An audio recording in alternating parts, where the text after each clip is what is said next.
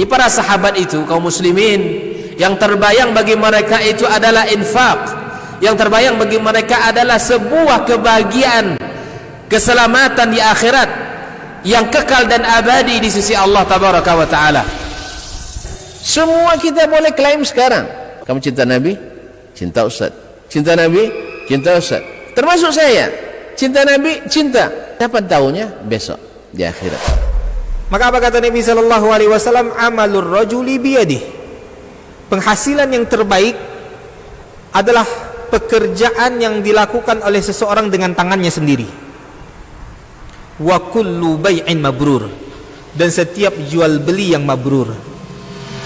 Ini aktivitas ini membantu saya di akhirat atau akan menyulitkan saya di akhirat? Kalau seandainya perbuatan itu ternyata akan menyulitkan kita di akhirat kelak, tinggalkan perbuatan itu.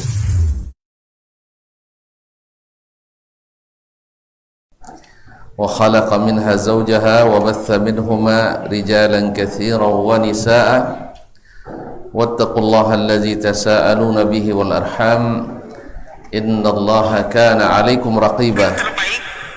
Ya ayyuhalladzina amanu taqullaha wa qulu qawlan sadida yuslih lakum a'malakum wa yaghfir lakum dhunubakum wa may yuti'illaha wa rasulahu faqad faza fawzan 'azima. Amma ba'du, fa inna asdaqal hadithi kitabullah wa khairal hadi hadi Muhammadin sallallahu alaihi wasallam wa syarrul umuri muhdatsatuha wa kullu muhdatsatin bid'ah wa kullu bid'atin dalalah. Kaum muslimin, kaum muslimat, rahimanallah wa iyyakum. Alhamdulillah, kembali Allah izinkan kita sama-sama mengaji di Masjid At-Taubah Bangkinang. Mudah-mudahan menjadi saksi yang senantiasa insyaallah mengingatkan kita di akhirat nanti. Oleh itu mari kita bersyukur kepada Allah atas nikmat yang besar ini. Mudah-mudahan semakin terasa nikmat di hari-hari nanti. Apalagi kabarnya hari ini ada makan. Masya Allah. Kalau gitu tidak boleh panjang-panjang. Serius. Insya Allah sampai Isya kita selesai. Ya, setuju nampaknya? Ya, nampaknya setuju. Alhamdulillah. Saya pun sudah tidak konsentrasi menjelaskan. Nah, harusnya tidak diumumkan tadi Ustaz. Nah, jazakallah khairan. Taib, barakallahu fikum jami'an. Salawat dan salam kepada baginda Nabi alaihi salatu wassalam. Yang kita hari ini mengaji di sini satu demi satu daripada pesan-pesan Nabi alaihi salatu wassalam, baik dalam perkataannya atau diriwayatkan dari perbuatannya atau pekerjaan atau perbuatan sahabat yang disetujui olehnya, dan mencoba pula kita memahaminya dengan meminta tolong kepada para ulama kita menjelaskannya. Mudah-mudahan dikuatkan kita mengamalkan serta mendakwakan. Mohon maaf karena di naskah cetakan ini kemarin ada satu hadis yang terlangkau, tidak ada di naskah ini. Di naskah yang lain ada. Sebenarnya saya ada.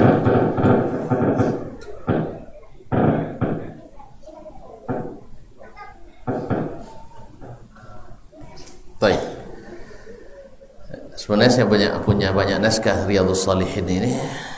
Cuma di naskah yang dengan syarah ini tidak ada. Tapi jangan dituduh ini sengaja dihilangkan. Ini kadang-kadang subhanallah. Nah, terlupa itu biasa. Oleh itu kita kembali ke hadis nomor 2 dalam bab ini. Qala al-Imam An-Nawawi rahimahullah ta'ala al-thani an Anas ibn Malik radhiyallahu ta'ala anhu عن النبي صلى الله عليه وسلم فيما يرويه عن ربه عز وجل قال إذا تقرب العبد إلي شبرا تقربت إليه ذراعا وإذا تقرب إلي ذراعا تقربت إليه منه باعا وإذا أتاني يمشي أتيته حرولة.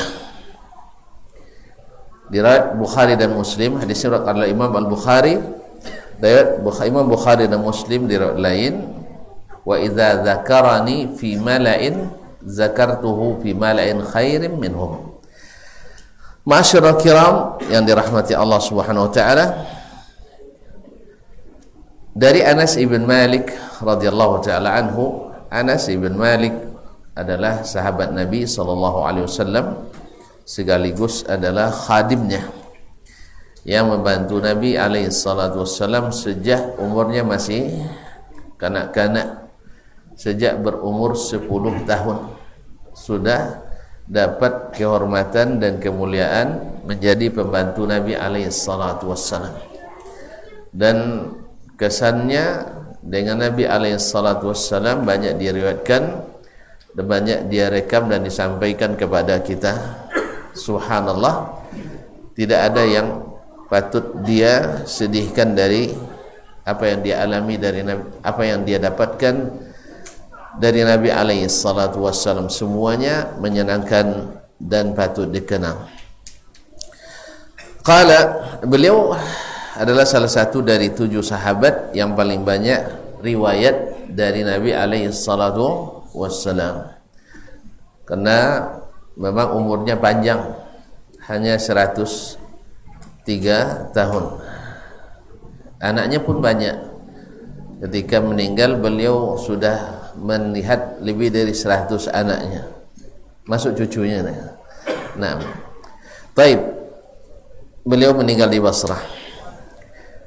Nah, dari Anas ibn Malik an Nabi sallallahu alaihi wasallam, dari Nabi sallallahu alaihi wasallam, fima yarwihi an rabbih, yaitu dalam hadis yang diriwayatkannya dari Rabbnya. Berarti masuk hadis qudsi. Kemarin kita sudah sebutkan, Allah, bahwasanya hadis qudsi yaitu yang diriwayatkan oleh Nabi sallallahu alaihi wasallam dari Allah tabaraka wa taala. Ulama dalam hal ini ada yang mengatakan maknanya dari Allah, tapi lafaznya dari Nabi sallallahu alaihi wasallam. Maknanya dari Nabi maknanya dari Allah, sedangkan lafaznya dari Nabi alaihi salatu wassalam. Pendapat kedua mengatakan tidak, lafaz dan maknanya dari Allah tabaraka wa taala. Kalau begitu, apa bedanya di Al-Qur'anul Karim? Al-Qur'anul Karim lafaz dan maknanya dari Allah tabaraka wa taala. Dan ini adalah keyakinannya Ahlussunnati wal Jamaah, bahwasanya kalamullah, Al-Qur'an adalah kalamullah, perkataan Allah, dia yang mengatakannya, dan dibawa turun oleh Jibril.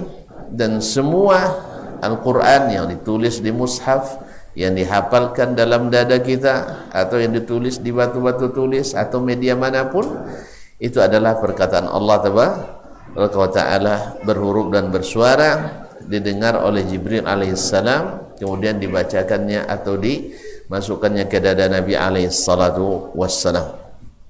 Nah, apa bedanya dengan Al-Quranul Karim? Banyak. Di antaranya adalah Al-Quranul Karim mukjizat, terjaga dan terpelihara. Inna nahnu nazzalna dzikra wa inna lahu lahafizun. Sedangkan hadis qudsi tidak terjaga. Oleh sebab itu tidak ada kumpulan ayat palsu, karena tidak bisa ditiru. Tapi hadis qudsi ada yang palsu? Banyak, ya. Banyak. Di antaranya yang sering dibaca di bulan-bulan ini adalah bahwa Nabi Adam meminta kepada Allah Subhanahu wa taala dengan barakat nurnya Muhammad sallallahu alaihi wasallam. Karena ketika Adam bertaubat, dilihatnya di atas qawaimul arsh, di tiang arsy tertulis Allah Muhammad. Lalu ditanya oleh Adam, siapa Muhammad? Lalu Allah Subhanahu wa taala sebutkan bahwa dia adalah Rasul terbaik dari anak Nabi Adam alaihissalam. Dan hadis ini adalah hadis berani tuntun. Subhanallah, hadis palsu. Subhanallah, Ya. Tapi walaupun palsu, tapi dianggap sahih. Jadi kalau hadis sahih, kalau hadis ahad tak pakai dalam akidah, tapi hadis palsu dipakai dalam akidah. Ini hebatnya kita ini kaum muslimin muslimat. Jadi hadis ahad walaupun sahih tak jadi hujjah dalam bab akidah. Tapi kalau hadis palsu walaupun tak sahih tetap jadi hujjah dalam bab akidah. Gimana itu tuan-tuan? Mana yang lebih lemah, hadis palsu atau lebih hadis yang sahih? Mana yang lemah, hadis sahih atau hadis palsu? Tidak ada bandingan, tapi begitulah kenyataannya. Jadi kita bicara tentang akidah, tentang sifat-sifat Allah dalam hadis ahad, alasannya hadis ahad itu zanni, tidak bisa dipakai untuk qat'i.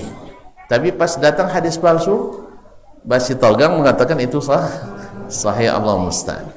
Dan masih banyak lagi hadis-hadis yang Masya Allah masyhur di bulan-bulan ini. Laulaka ya Muhammad ma khalaqtus samawati wal arda. Kalau bukan karena engkau wahai Muhammad, aku tidak ciptakan langit dan bumi. Ma'asyarul kiram. Ini hadis qudsi juga ya. Hadis qudsi juga. Dan semuanya adalah dipalsukan. Ma'asyarul kiram. Kemudian di antara perbedaan hadis qudsi dengan Al-Qur'anul Karim adalah membaca Al-Qur'an otomatis ibadah. Otomatis ibadah, ta'abbud yuta'abbadu biha. Sedangkan hadis qudsi tidak, adalah sama dengan membaca yang lain-lain. Yang ketiga, bahwa hadis qudsi tidak boleh dibaca dalam keadaan salat. Tidak boleh dibaca dalam salat. Sedangkan Al-Qur'anul Karim boleh dibaca dalam salat. Hadis qudsi boleh dibaca oleh orang yang berhadas besar. Hadas besar seperti junub.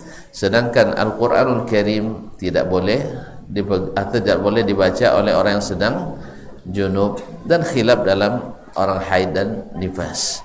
Kemudian hadis qudsi menyentuhnya tak perlu dalam keadaan suci. Sedangkan Al-Qur'anul Karim mesti dalam keadaan suci. Ini diantara perbedaan yang disebutkan oleh para ulama yang mengatakan bahwa hadis qudsi lafaznya dari Allah dan maknanya juga dari Allah Tabaraka wa Ta'ala. Sedangkan yang mengatakan tidak, lafaznya dari Nabi sedangkan maknanya dari Allah, berarti tidak ada perbedaan, tidak perlu dibedakan antara dia dengan Al-Qur'anul Karim. Ma'asyarul kiram dirahmati Allah SWT. Ini juga menandakan ketika ulama menyebutkan perbedaan antara hadits qudsi dengan Al-Quran, ini menandakan bahwa Al-Quran di keyakinan ahli sunnati wal jamaah adalah kalamullah tabaraka wa ta'ala. Kalau tidak, kenapa mereka membedakannya? Berarti adalah kalamullah tabaraka wa ta'ala. Ma'asyarul muslimin, ma'asyarul muslimat dirahmati Allah. Qala idza taqarraba al-'abdu ilayya shibran taqarrabtu ilaihi zira'an. Apabila seorang hamba mendekatkan diri kepadaku satu jengkal, taqarrabtu ilaihi zira'an, aku mendekat pula kepadanya satu hasta. Wa idza taqarraba ilayya zira'an taqarrabtu minhu ba'an. Apabila dia mendekat kepadaku satu hasta, aku mendekat kepadanya satu depa. Ya, ba'an, satu depa. Nah, wa idza atani yamshi ataitu harwala. Apabila dia datang kepadaku dalam keadaan berjalan, maka aku datang kepadanya dalam keadaan setengah berlari. Ini hadis azim, hadis besar sekali, bahwasanya kaum muslimin dan muslimat dirahmati Allah, Allah sangat suka kepada hamba yang mendekat kepadanya, seperti dalam hadis sebelumnya bahwa Allah tabaraka wa ta'ala menyenangi hamba yang bertaqarrub kepadanya, bahkan sekalipun hamba tersebut dalam keadaan berlumuran dosa, lalu dia kembali kepada Rabbnya, kepada Allah tabaraka wa ta'ala, lallahu asyaddu farahan bi taubati abdihi. Allah lebih gembira dengan taubat hambanya, kembalinya seorang hamba. Naam, min ahadikum, dari seseorang di antara kalian, fi ardil falat, di tempat yang tidak berpenghuni, di tengah padang Sahara. Faqada dabbatahu aw rahilatahu 'alaiha mata'uhu wa zaduhu, di mana kehilangan kendaraannya, yang di atas kendaraan itu barang-barangnya serta perbekalannya. Hatta ya'isa minhu, sampai dia berputus asa mencarinya, tidak bertemu. Hatta istadalla tahta syajara au ila syajaratin, sampai dia berlindung di bawah sebatang pohon. Lalu dia tertidur. Baghalabahun naum, sampai dia tertidur, tidak tahan lagi, kecapean, lapar campur capek. Fa idza hiya fawqahu, tiba-tiba hewan tadi, ontanya itu kembali di atasnya. Lalu dia faqafaza, lalu dia melompat dalam keadaan gembira, farahan, faqala Allahumma anta abdi wa ana rabbuk. Saking gembiranya dia mengatakan, ya Allah, engkau adalah hambaku dan aku adalah Rabbmu. Kan salah tuh? Ya, saking gembiranya. Ya, saking gembiranya. Kita biasa kalau saking gembira, kadang-kadang bos tembok nak buang kan, nah, biasa nah. saking gembiranya. Maka Allah Subhanahu wa taala tidak tidak menghukumnya karena salah tadi, karena orang dalam kondisi sangat atau di atas normal, tidak dalam keadaan normal, tidak biasa. Nah, ini gambaran orang yang gembira dengan kembalinya ontanya tadi. Sebab tidak ada, kalau kita sekarang kehilangan, mungkin subhanallah masih banyak orang yang akan membantu kita di jalan. Itu tidak ada sinyal di sana. Adapun HP tapi sinyal enggak ada. Kaum muslimin dan muslimat dirahmati Allah Subhanahu wa taala. Nah, dia melompat. Nah, kata Nabi alaihi salatu wasallam, lallahu asyaddu farahan minhu. Allah lebih gembira dengan taubat seorang hamba dari orang itu. Oleh itu kaum muslimin dan muslimat dirahmati Allah, kisah 100 orang, seorang yang membunuh 100 orang itu, ini luar biasa kaum muslimin dan muslimat dirahmati Allah. Dia datang ya kepada seorang ahli ibadah baru 99. Dia nanya ke ahli ibadah, oh tidak mungkin kamu bertobat, ya, karena orang-orang ahli ibadah kan dosa itu luar biasa berat bagi mereka. Cuman ilmunya tidak dia miliki. Masalahnya ilmu dia tidak miliki, sehingga dicobanya juga berfatwa. Nah, itu masalahnya. Makanya kaum muslimin dan muslimat dirahmati Allah, orang yang tak dikenal dengan ilmu mungkin bisa dicontoh dari sisi perangai, akhlaknya, ibadahnya yang sahih, tapi kalau dalam masalah fatwa dia tidak punya apa-apa. Makanya syaitan lebih takut kepada seorang alim daripada 1000 orang ahli ibadah. Ada ahli ibadah tanpa ilmu banyak, tapi ada orang berilmu tidak mau beribadah banyak juga. Ini subhanallah. Ini ujian kaum muslimin dan muslimat. Andi di sini ujiannya rajin ibadah tapi tak mau nuntut ilmu, ada banyak. Ini ujiannya rajin nuntut ilmu tapi tak mau ibadah, tidak mau ibadah, ada. Subhanallah. Ya, kalau tidak janganlah sama sekali tidak.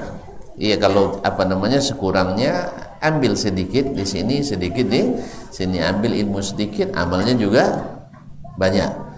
Ya, biarlah pohonnya dikit tapi buahnya lebat. Itu yang penting. Pokoknya pohonnya sedikit tapi buahnya lebat. Kan apa ya? Pohon banyak tapi tak ada buah.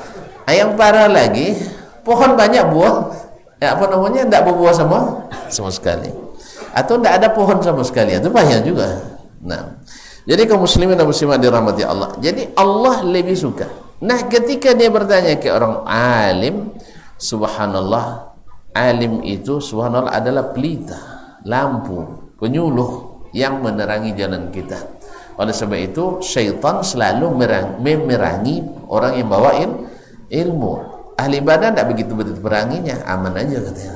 Aman, itu aman tuh, itu mudah dijinakkan katanya. Tapi kalau ulama susah dijinakkan.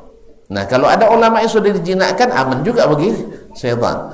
Tinggal lagi ulama yang susah dijinakkan oleh syaitan ar-rajim. Oleh itu kaum muslimin dan muslimat dirahmati Allah, dia akan bisik-bisikkan dan gesek-gesekkan orang-orang yang sepaham dengannya, ya, dengan syaitan, yaitu suka mengganggu para ahlul ilmi atau para ulama. Nah, jadi ketika dia datang kembali itu luar biasa gembira Allah tabaraka wa taala, sehingga Allah mau menghapus semuanya. Kalau bukan karena gembiranya Allah Subhanahu wa taala dengan taubat itu, tentu dia hitung dulu. Ini 100 payah nih saya. Ini 100 payah, tapi Allah Subhanahu wa taala kirim malaikat untuk mengukur jarak dari mana dia berangkat tadi, karena ulama tadi menasihati tempat kamu tinggal di situ. Makanya ulama tahu dia kondisi di situ itu banyak orang-orang jahat. Oleh sebab itu kamu harus pindah, karena namanya orang baru hijrah itu gangguannya, orang baru hijrah itu gangguannya dahsyat. Belum lagi dari dalam diri sendiri keinginan-keinginan itu masih ada, ditambah lagi oleh kawan-kawan lama yang ingin menarik kembali, maka disuruh pindah oleh ulama tersebut. Dalam perjalanan dia pun wafat. Nah, Allah menghendaki subhanallah di tengah jalan pas pertengahan gitu, Allah nak tunjukkan kepada kita bagaimana rahmatnya. Disuruh mengukur sama, akhirnya disuruh dia miring ke arah tempat dia pindah hijrah tersebut, sehingga malaikat rahmat pun diberi hak untuk mengangkatnya. Kalau tidak masuk malaikat azab, na'udzubillah tsumma na'udzubillah. Itulah kaum muslimin dan muslimat dirahmati Allah SWT. Dan banyak hadis dalam masalah ini. Nah, mendekat kepada Allah walaupun dalam keadaan berlumur dosa, maksiat, tapi kembali kepadanya, Allah bergembira. Nah, hadis ini salah satu yang menunjukkan idza taqarrabal abdu ilayya shibran, apabila seorang hamba mendekat kepadaku sejengkal, taqarrabtu ilaihi zira'an, aku mendekat kepadanya lebih dari yang mendekat. Ini hadis kaum muslimin dan muslimat dirahmati Allah. Sebagian mengatakan ini harus ditakwilkan. Tidak, ini bahasa yang biasa dipakai dalam bahasa Arab untuk menunjukkan cepatnya Allah SWT dan Allah membalas lebih daripada yang kita lakukan. Ya, ini bukan takwil. Nah, bukan takwil. Makna seperti itu, tapi maknanya bukan makna jarak di sini. Bukan makna jarak di sini. Dalam bahasa kita juga ada bahasa-bahasa seperti ini. Dalam bahasa kita juga ada seperti ini. Kaum muslimin muslimat tabuju lalu terbelintang patah. Lihat orang buat macam itu. Kan ada orang tabuju lalu terbelintang patah. Jangan cuba boleh terbelintang patah, tak ada. Cuman bahasa kita memang seperti itu. Nanti tua. Siapa paling tua? Dan nak bertanya, ada orang terbelintang patah tabuju lalu? Ada. Terbelintang lalu nanti tabuju patah. Ayat itu adalah tabuju, patah tabuju.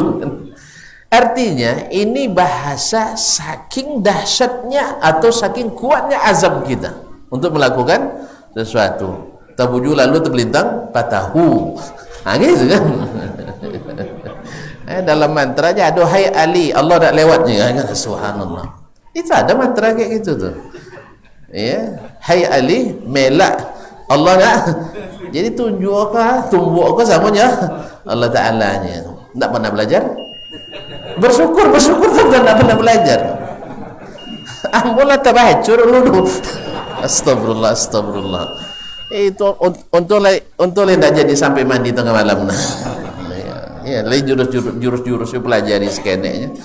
Iya, banjur sampai tamat dia, tapi nak kadang gini dah, jadi cuba-cuba. Lalu posodo. Iya, lalu posodo. Tinggi man biar lemu lah. Laba baca buku tu. Hai Ali, awas melak. Allah nak lalu. Astagfirullah. Lalu dah habis tu. Kalau ndak ada belajar tauhid kita, ndak tahu kita. Lah memang tabaco kan, astagfirullahalazim. Tapi Allah menggunung le syekh. Bo tabaco bo Allah ambil lemu le, Allah musta'an. Nya memang dari keluarga dulu banyak lalu bagak-bagak. Ya, tapi tak tengok racito ratu dia. Tapi tak datuk kandung kan. Ditumbuknya dia batang apa? Batang cuma ada. Iya, contoh bagi yo. Jadi kan tajam pada sensor tu boleh kan. Entah sensor siapa pinjam dia izin lah. Allah musta'an. Jadi memang begitu. Nang citor cinan emang. Asli cinan untuk itu. Cuman suara Allah selamatkan. Untung dah jadi mandi tengah malam. Allah musta'an. Hah? Masuk terus. Kalau lah bisa mandi tengah malam tu lulus kan? Lulus ya. Nah. Bisa tabang, bisa jalan deh. Kiayu insyaallah taala. Kaum muslimin dan muslimat dirahmati Allah. Jadi Allah tabaraka wa taala apa boleh sampai citu-citu saja. Hah? Di mana simpang tadi? Hah? Tabuju lalu terbelintang patah. Itu enggak ada. Itu adalah mimbabit takrib. Demikian juga dalam bahasa Arab yang seperti ini banyak. Jadi kalau kalian mendekat kepadaku satu jengkal, aku mendekat lebih dari itu cepatnya. Mendekat satu hasta, Allah mendekat lebih satu depan. Tapi apakah bisa diukur dengan Allah jarak sehasta sedepan? Tidak. Itu maksudnya. Ini bahasa kiasan, bahasa kiasan yang menunjukkan betul-betulnya Allah Ta'ala menerima kita kalau kita mendekat. Semakin mendekat Allah buka kesempatan kita semakin dekat kepadanya. Sebagaimana dia katakan, "Idza dzakarani fi mala'in zakartuhu fi mala'in khairin minhum." Bila dia menyebutku, berzikir kepadaku, ya di tengah-tengah orang banyak, maka aku sebut pula dia di tengah masyarakat yang lebih baik daripada mereka. Ini juga sebagian menjadikannya dalil sebagai untuk zikir jama'i. Kaum muslimin dan muslimat ini juga barangkali wallahu alam keliru memahaminya, sebab kalau maknanya zikir jama'i berarti Allah juga zikir jama'i di langit nanti bersama malaikat. Tidak ada ulama yang mengatakan seperti itu. Ya, tidak ada ulama yang mengatakan kan ini. Apabila dia berzikir kepadaku di tengah orang ramai, aku zikir pula kepadanya di orang ramai yang lebih baik dari mereka. Malaikat. Mana baik kita atau malaikat? Ragu nampak saya. Lebih baik malaikat. Makanya fi mala'in khairin minhum. Di masyarakat yang lebih baik, yang lebih tinggi daripada mereka. Tidak ada. Kalau maknanya dengan zikir jama'i itu Allah juga di sana ayat zikir siapa yang zikir kaum muslimin. Jadi oleh sebab itu dipahami bahwa makna zikir di sini menyebut Allah. Seperti kita sekarang ini kan namanya majlis. Ini namanya majlis zikir. Tapi apakah kita zikir jama'i? Tidak. Artinya zikir itu mengingatkan kepada Allah SWT. Seluruh gerak kita, seluruh kegiatan kita yang mengingatkan kepada Allah SWT itu masuk dalam bab zikir, masuk dalam bab zikir. Wallahu musta'an. Baiklah kaum muslimin dan muslimat dirahmati Allah, sesuai janji kita tadi. Ya, sesuai janji. Ya, alhamdulillah pesan hadis sudah sampai dalam babul mujahadah. Artinya bab bersungguh-sungguh. Nah, bila seseorang hamba semakin bermujahadah, semakin bersungguh-sungguh mendekat kepada Allah Tabaraka Ta'ala, maka Allah semakin membuka pintu itu baginya dan semakin dekat kepadanya.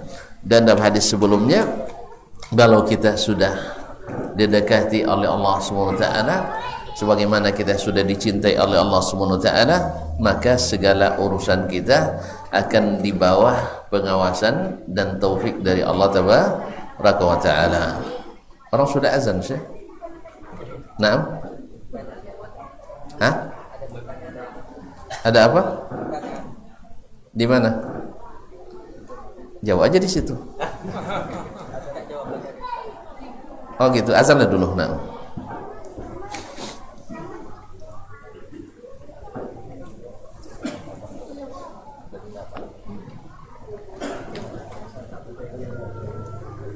Naskah ada. Naskah itu ada di sana sih. Tidak ada kan? Sarah ada. Di situ di. Tidak ini Sarah siapa? Sama selesai ini. Tapi tidak ada kan, ada sama sekali. Kemarin. Eko ada naskah. Naskah apa ada ya? Ada juga. Allah Allah. Amal syarat 3 naskah. Tapi tidaknya apa masih kita simpan?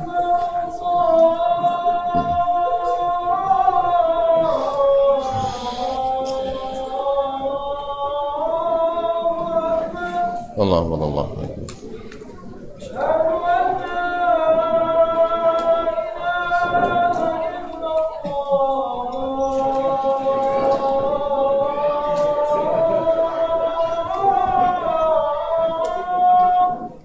Asyhadu an la ilaha illallah.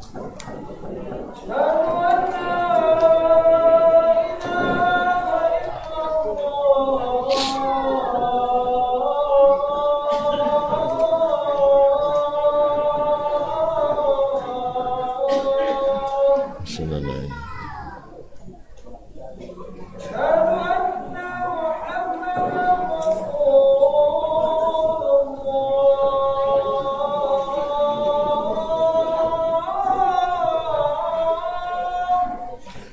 an la ilaha illallah.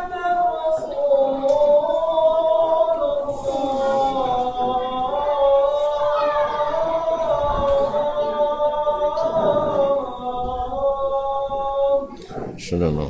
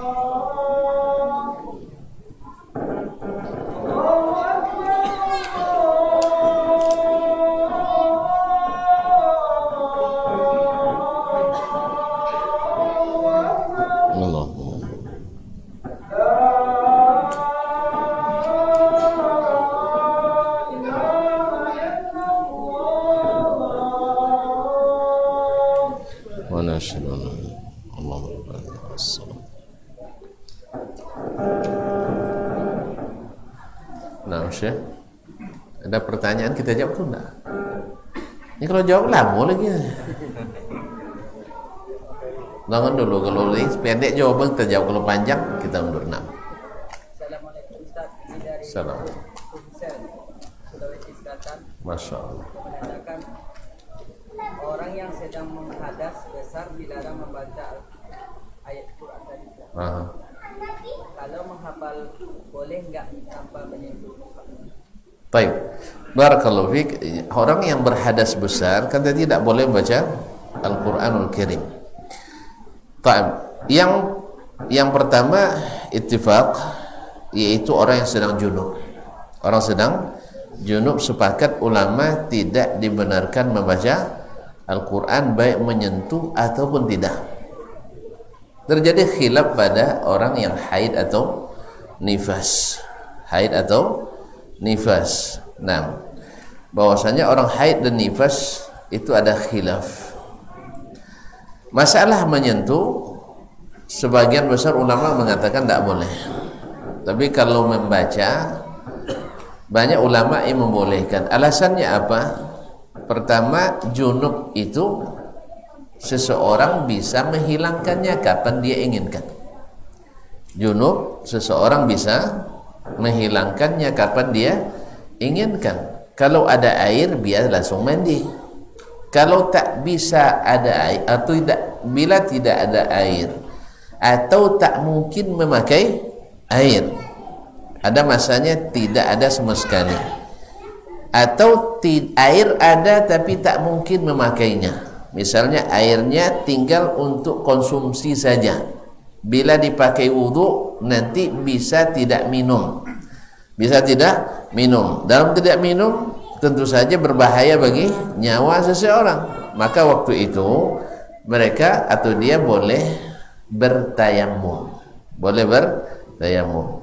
Atau dalam keadaan sakit yang tak boleh pakai air, seperti orang yang luka di apa namanya, dia junub tapi terluka, seperti kasus al-yasujja ra'su, orang yang terluka kepalanya lalu minta pendapat para sahabat waktu itu, dan mungkin yang berfatwa bukan ulamanya. Ya, di kalangan sahabat kan tidak semua ulama. Akhirnya mereka memfatwakan tidak mesti mandi. Akhirnya mandi, dia mati. Radhiyallahu anhu. Akhirnya Nabi sallallahu alaihi wasallam mengatakan qataluhu qatalahumullah. Mereka telah membunuhnya. Artinya besar dosanya berfatwa yang tidak berilmu, sebab bisa menelan korban. Makanya berfatwa itu dosanya besar. Dosanya besar kalau bukan ahli. Bukan ahli. Makanya jangan berfatwa ngaji Rabu, Kamis gunting celana, Jumat potong jenggot, habis Sabtu berfatwa, jangan. Ya, itu tolong jangan itu. Tapi kalau berdakwah Sabtu boleh. Beda fatwa dengan dakwah. Dakwah beda dengan fatwa. Oleh itu kaum muslimin muslimat, maka di saat dia tidak bisa memakai air, boleh diganti dengan tayamum. Adapun haid, wanita haid dan nifas, maka mereka boleh membaca Al-Qur'anul Karim, dan ini wallahu ta'ala, ini yang pendapat yang dipilih oleh banyak ulama, dan kita cenderung pula ke situ karena dia tidak bisa menghilangkannya. Tidak bisa menghilangkannya kecuali Allah sendiri yang menghilangkannya. Maka sebagaimana orang yang misalnya orang yang hilang akal karena perbuatannya sendiri, lalu tinggal sholat, wajib dia mengqadha setelah siuman. Berbeda dengan orang yang pingsan bukan atas kehendaknya sendiri. Seperti kata Imam Syafi'i rahimahullah, orang yang pingsan bukan atas kehendaknya sendiri, lalu dia meninggalkan sholat keluar waktunya.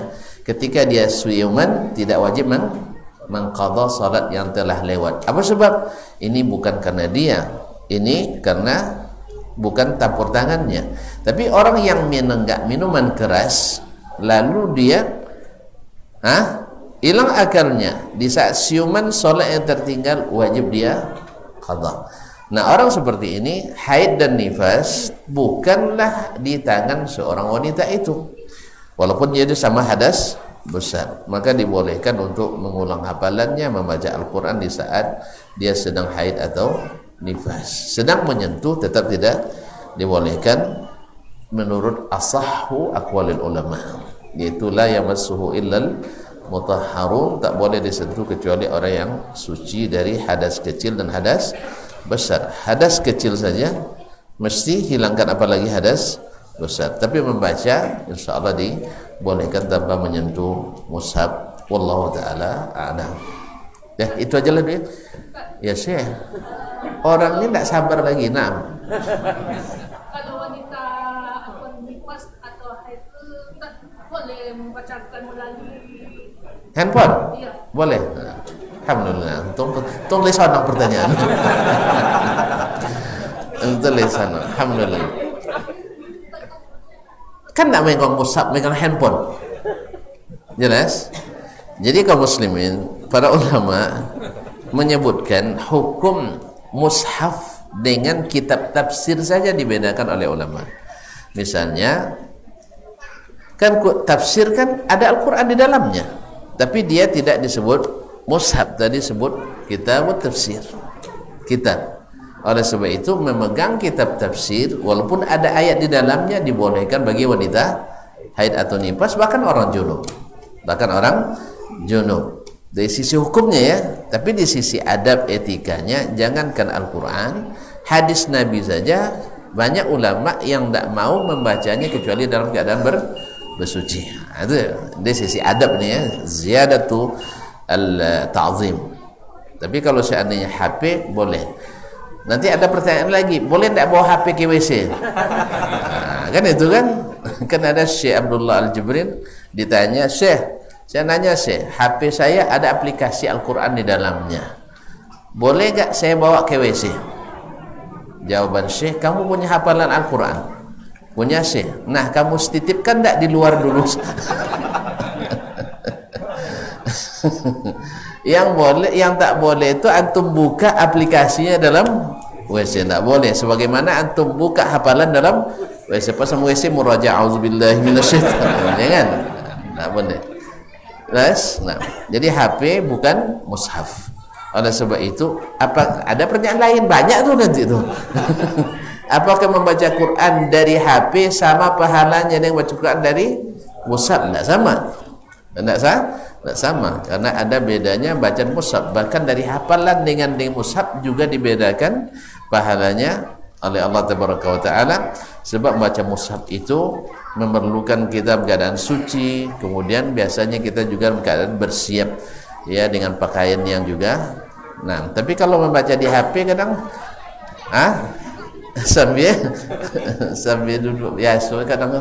Nah, oleh itu kaum muslimin dan muslimat agar beda. Wallahu taala alam. Wassallallahu ala nabiyyina Muhammadin wasallam. Mohon maaf dan terima kasih. Wa subhanakallahumma bihamdik asyhadu an la ilaha illa anta astaghfiruka wa atubu ilaik. Assalamualaikum warahmatullahi wabarakatuh.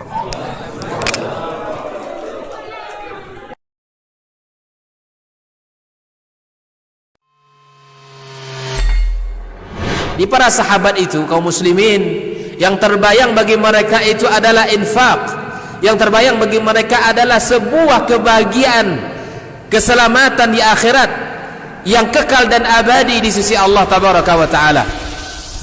Semua kita boleh klaim sekarang. Kamu cinta Nabi? Cinta Ustaz. Cinta Nabi? Cinta Ustaz. Termasuk saya. Cinta Nabi? Cinta. Kapan tahunya? Besok di akhirat. Maka apa kata Nabi sallallahu alaihi wasallam? Amalur rajuli biyadihi. Penghasilan yang terbaik adalah pekerjaan yang dilakukan oleh seseorang dengan tangannya sendiri. Wa kullu bai'in mabrur, dan setiap jual beli yang mabrur. Ini aktivitas ini membantu saya di akhirat atau akan menyulitkan saya di akhirat? Kalau seandainya perbuatan itu ternyata akan menyulitkan kita di akhirat kelak, tinggalkan perbuatan itu.